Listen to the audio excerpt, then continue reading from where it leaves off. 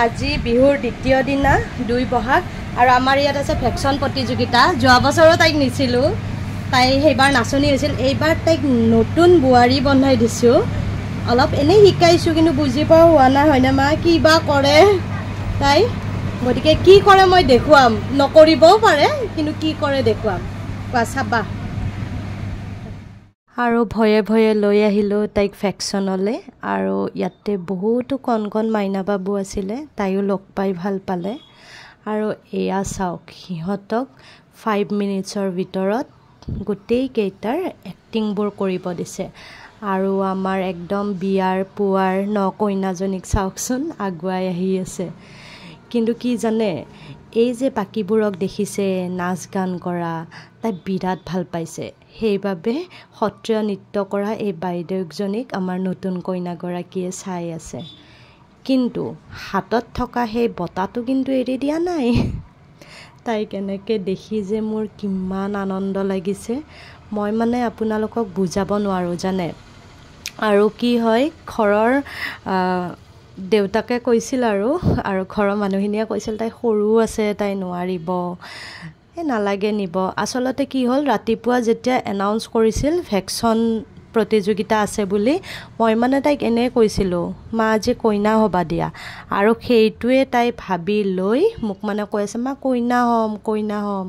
কিন্তু দেউতাকে ভাবিছিল সৰু আছে নোৱাৰিব, গতিকে তেওঁ কৈছিল এইবাৰ নালাগে দিয়া, অহা বছৰ কৰিব।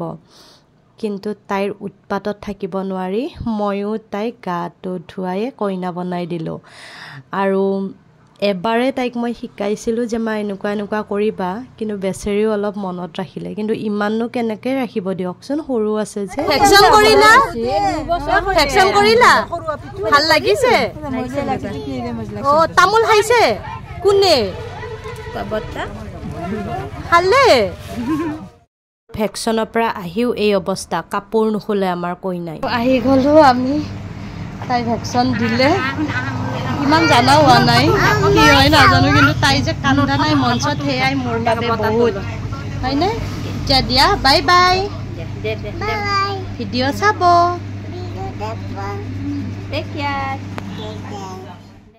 আৰু এতিয়া কেইখনমান ফটো দিছোঁ তাইৰ সেই কইনা সাজত, মই স্মৃতি হিচাপে থৈ দিছিলোঁ।